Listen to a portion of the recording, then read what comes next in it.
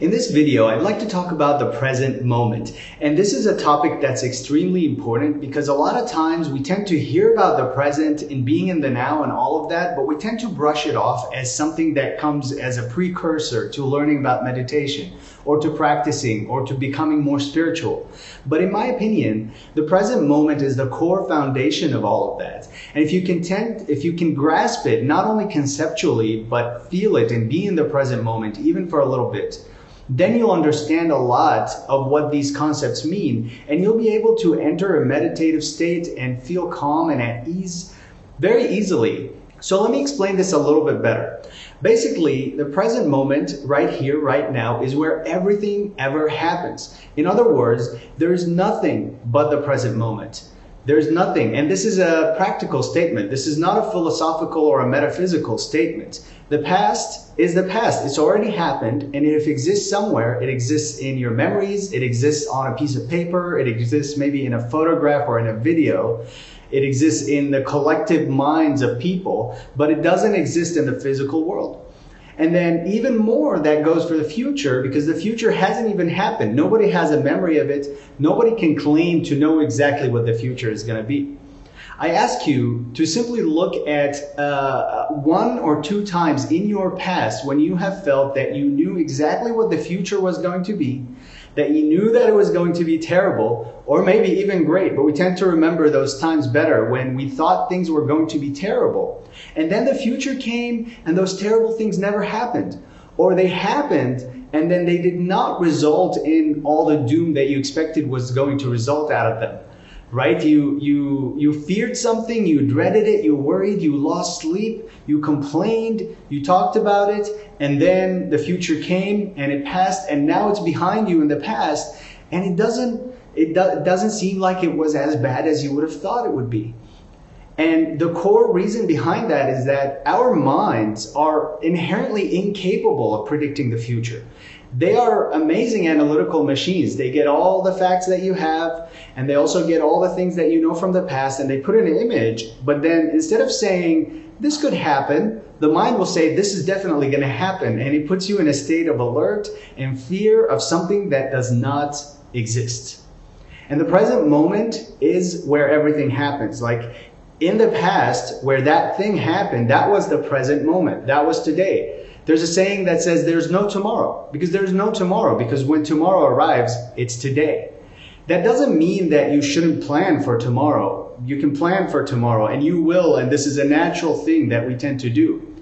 But there is also the concept of over-planning and the concept of not just planning for tomorrow, but worrying about it and adding an emotional depth to something that doesn't exist. For example, you have a meeting tomorrow, and that meeting is something with a difficult client or something like that. And so now you have the idea that this client is difficult, or this person you're meeting with is difficult. And even then, not only will you not leave it at this, you're going to go even further and start rehearsing a conversation, and you're going to start imagining things that that person might say that are negative. You might even have an entire scenario, and it might be running in your head over and over, changing slightly every single time, adding more negativity to the situation. And then that day comes and maybe the meeting doesn't happen, or the client or that person ends up being perfectly pleasant.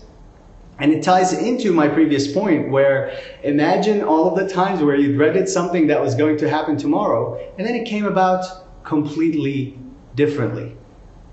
So this is really the point of talking about the present moment, is that everything happens in the present. And if you are staying in the present moment, and if you're giving the present moment your all, and then you're only going into your mind to plan for the future properly based on logical steps, and then you revisit the past when you want to reminisce, when you want to revisit a happy memory, when you want to share a memory or a story with someone, that's amazing. These are amazing faculties that we have in our minds.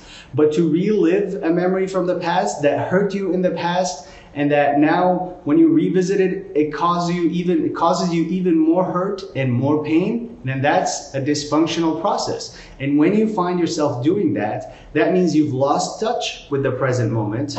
And I'm going to offer you a very basic way in your daily life that brings you back to the present moment. Because to become more present is not necessarily to become more spiritual or to sit in breathing meditation for hours or to do any of that, even though these are wonderful things. And I talk about them in my first video, which you can check out if you'd like to get more methods of doing on-the-go meditation. This is more about looking at your daily activities that each one of us does in their daily life that can actually be extremely relaxing and calming, but we actually brush them off because they're things that we can do passively. Things like cleaning your room or washing the dishes, or sometimes even talking to some people. Because we've talked to them so much, we tend to not be into the conversation.